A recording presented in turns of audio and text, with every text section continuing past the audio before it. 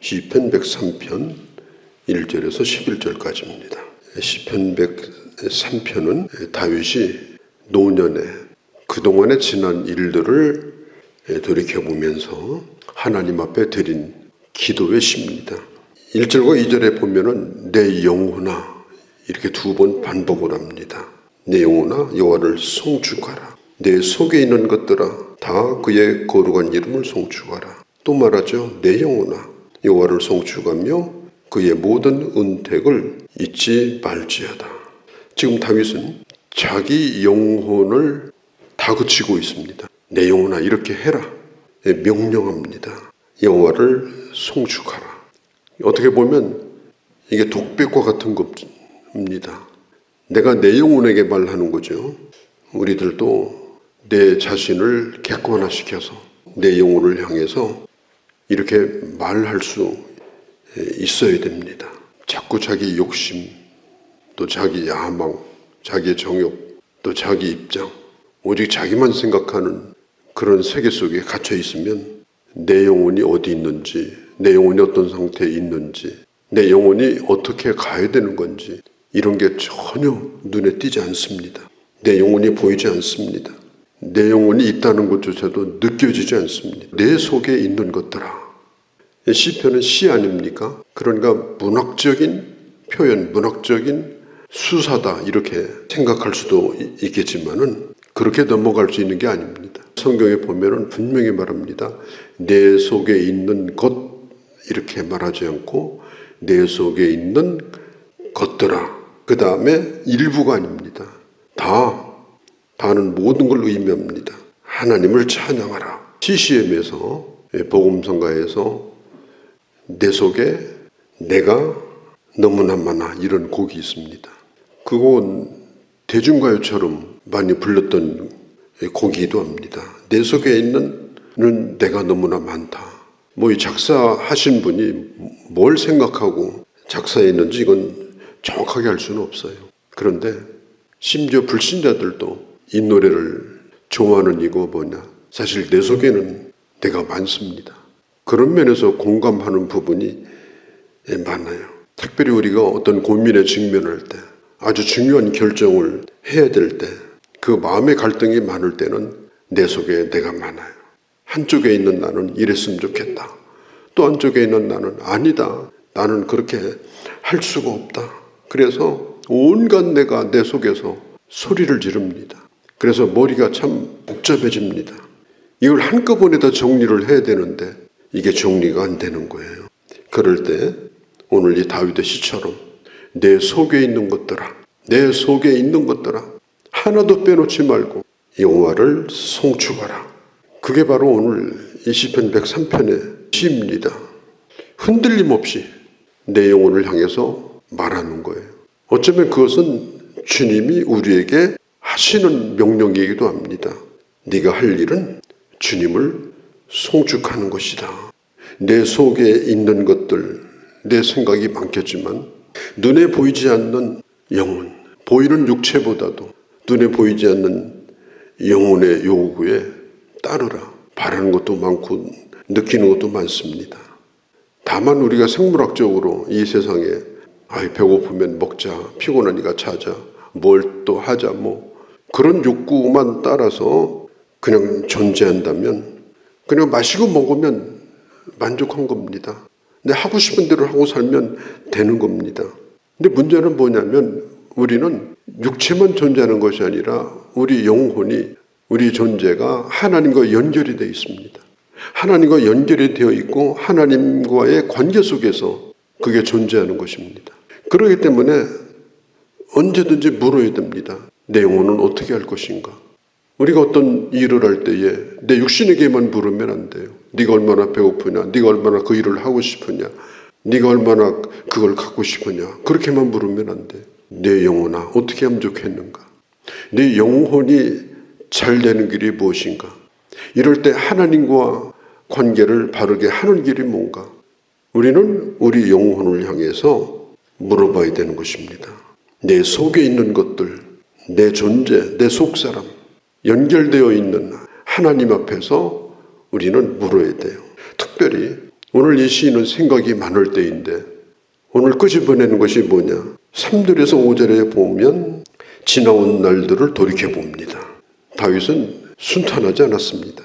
그야말로 사람이 겪을 수 있는 최악의 일들을 겪었습니다. 내면적으로도 그렇습니다. 하나님과 관계를 가지는 하나님의 사람으로서 또 정치를 하는 정치인으로 이 다윗은 옆에 많은 사람들이 있었는데 별별 사람이 많았어요. 다윗을 이용하려고 하는 사람들이 많았습니다. 그런 가운데에서 다윗은 그걸 다 감당하고 오늘 여기에 이르기까지 나를 나되게 하셨다. 간증을 한 겁니다. 하나님의 은혜가 감사하다. 주님을 송축하면서 2절에 그분의 은택을 잊지 말자. 그분은 우리의 모든 죄를 사하시고 병을 고치시고 우리의 생명을 파멸해서 속량하시고 인자와 긍휼로 관을 씌워주시고 좋은 것으로 우리 소원을 만족해 하시고 내 영혼을 독수리와 같이 내 청춘을 새롭게 해 주셨다. 나를 여기까지 인도하신 하나님이 기뻐하는 뜻대로 오늘 내 영혼은 주님을 찬양하고 주님을 따라가야 된다. 지금 그걸 말하고 있는 거예요. 감사의 눈으로 이제까지 살아온 것을 판단할 수 있는 지혜가 필요합니다. 사람이 자기 인생을 참 아름답다 이렇게 간증하려면 사실 아름다운 게 그렇게 많습니까? 아름다운 것보다는 힘든 일이 많지 않습니까? 기억나는 건 좋은 건 몇 가지 안 되고 나머지는 전부 힘들어요. 그런데 중요한 것은 뭐냐면 우리 인생을 어떻게 보는가, 그게 중요합니다. 잔뜩 나쁜 것을 머릿속에 담고 있다가 늘 자녀들에게 불평을 털어놓습니다. 그래서 불평의 씨앗을 전염시킵니다. 그래서 그게 유산이 됩니다. 그게 집안의 내력이 됩니다. 불행하게 만듭니다. 그런 자식들을 모아놓고 야 오늘 내 영혼아 주님을 찬양하자. 애들이 내 영혼아 주님을 찬양하겠습니까? 찬양이 나올 수가 없는 거예요. 오늘 이 다윗은 그 인생의 좋은 것들을 많이 끌어내서 기억합니다. 전부 뭐예요? 감사하다는 겁니다. 무엇보다도 죄를 사하여 주시는 은혜입니다. 다윗은 죄를 경험한 사람입니다. 엄청난 위기 가운데 놓였던 적도 있습니다. 그런데 하나님의 사죄의 은총을 받고 다시 시작할 수 있도록 하나님의 은혜를 베푸셨습니다. 우리도 똑같은 은혜를 받고 삽니다. 로마서 8장 1절에 보면은 죄와 사망의 법에서 우리를 풀어주시고 해방시켜주시고 우리 안에 성령을 선물로 주시고 그리고 성령 안에서 살아갈 수 있도록 은혜를 주신 분이 바로 예수 그리스도입니다. 우리는 엄청난 사죄의 은총을 받고 사는 자입니다.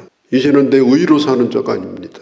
하나님의 의를 힘입어서 때를 따라서 돕는 은혜를 받기 위해서 우리는 늘 주님 앞에 나와서 예배도 드리고 우리 전과가 얼마나 화려합니까? 주님이 베풀어 주신 사죄의 은총이 아니면 우리는 단 한 번도 주님 앞에 나오기가 어렵습니다.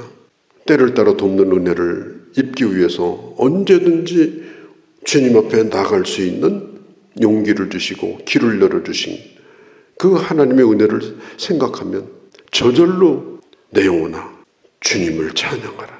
특별히 3절 후반에 보면은 내 모든 병을 고치시며 다윗도 죽을 병에 걸렸다가 살아난 적이 있습니다. 사람의 생명은 한 줌에 불과합니다. 우리가 병원 가면은 폐활량 측정하기 위해서 숨을 들이셨다가 내뱉으라고 합니다. 그게 우리 생명입니다. 그만큼 들이쉬고 그만큼 내쉬지 못하면 그날로 끝납니다. 인간의 생명은 한 주먹의 호흡에 불과합니다. 그런데 우리가 이 세상에 나서 몇십 년 동안 단 한순간도 쉬지 않고 이렇게 호흡을 하면서 이 살아있다는 것이 이 기적이 아닙니까? 주님 안에서 여기까지 존재하는 것이 하나님의 은혜입니다. 얼마나 많은 병균, 얼마나 많은 세균, 바이러스와 싸우면서 주님이 우리를 지켜주셨습니까? 수없이 지켜주심으로 오늘까지 우리 생명이 지금 보존되고 있는 거예요. 참 이렇게 약한데도 평균 수명이 80이 넘어가는 거 보면 정말 놀랍게 그지가 없습니다. 이게 꽤 오래 사는 겁니다. 약함으로 보면요. 몇 년도 못 가는 인생입니다. 우리가 하나님 앞에 이제까지 주신 은혜에 감사하고 그래야 우리 남은 시간도 하나님이 지켜주십니다. 하나님께서 앞으로 삶도 지켜줄 것을 맡기면서 오늘을 감사하고 또 내일을 주님 앞에 맡기는 이 시인의 기도가 얼마나 우리에게 필요한 것입니까? 사람은 병을 안고 사는 겁니다. 건강하다고 하는 말은 괜찮다는 말이지 완벽하다 그런 뜻이 아니에요. 어떤 형편이 있다 하더라도 이걸 잘 감당하고 그런 가운데서도 오히려 내가 가지고 있는 연약함이 은혜가 되고 그것에 대하여 오늘 다윗이 감사하는 거예요. 이제까지 지켜주셨습니다. 병을 고쳐주셨습니다. 5절에 내 소원을 만족하게 하사 내 청춘을 독수리같이 새롭게 하셨도다. 사실 독수리에게 최고는 언제냐? 독수리의 최고는 하늘을 나를 때입니다. 그래서 땅에 앉아있는 독수리를 그리지 않습니다. 왜? 하도 죽은 것을 파먹어가지고 머리털이 다 빠져버렸어요. 보기보다는 흉합니다. 그래서 하늘을 나르는 독수리가 아름답습니다. 저 높은 곳을 향하여 우리가 하나님을 바라보고 있을 때 비록 부족한 사람들이지만 신자는 그때가 가장 아름다울 때다. 우리 가치관도 마찬가지예요. 세속적인 가치관에 빠져서 조그만 상대해 보면 불신자나 똑같은 것이 드러나 버리면 전혀 아름답지 않아요. 야, 예수 믿는 사람은 세계가 다르구나. 똑같은 줄 알았더니 차원이 다르구나. 그걸 느낄 때 이 세상은 하나님의 사람을 보면서 하나님의 영광을 보게 되는 겁니다. 우리 주님을 바라보면서 하늘을 향한 소망을 두고 사는 사람, 그게 바로 아름다운 사람이다. 아무리 나이를 먹어도 그런 영적인 청춘을 누리게 해달라고 기도해야 됩니다. 그리고 누리고 있어야 합니다. 주님이 부르시는 그날까지 그런 은혜를 누리며 살기를 바랍니다. 8절에서 12절은 여호와는 긍휼이 많으시고 은혜로우시며 노하기를 더디하시고 인자심이 풍부하시도다. 하나님은 우리 죄를 따라 처리하지 않으시고 우리 죄악을 따라 갚지 않으셨다. 동에서 서가 먼 것처럼 우리 죄과를 우리에게서 멀리 옮기셨다. 동에서 서가 먼 것처럼 우리의 죄과를 멀리 옮기셨다. 동쪽은 결코 서쪽을 만나지 않습니다. 동에서 서로 가도 서쪽은 멀리 떨어져 있습니다. 같이 만날 수 있는 게 아닙니다. 우리가 아무리 부족해도 다시는 과거의 죄를 만나지 않도록 그 죄를 완전히 도말하여 주시고 우리를 의롭게 해주셨다. 그걸 지금 시인은 말하고 있습니다. 그래서 전인격적으로 내 영혼아 주님을 찬송하자. 하나님께 영광을 돌리자. 그리고 집중하여 내 영혼이 주님을 찬양하는 것을 선택하게 될 때 어떤 경우에 있다더라도 우리 하나님 보시기에 참 아름다운 하나님의 사람으로 살아갈 수가 있는 것입니다. 이런 은혜가 우리 모두 가운데 함께 하시기를 바랍니다. 거룩하신 우리 아버지 하나님, 오늘 시인의 말처럼 내 속에 있는 것들, 그것들이 각자 소리로 나를 괴롭히지 않게 하시고 내 속에 있는 것들이 모두 전인격적으로 주님을 찬양하며 그리고 하나님의 은혜를 마지막까지 아름답게 누리며 주님 앞에 설 수 있는 그러한 주의 자녀들이 될 수 있도록 하나님 저희들을 인도하여 주시옵소서.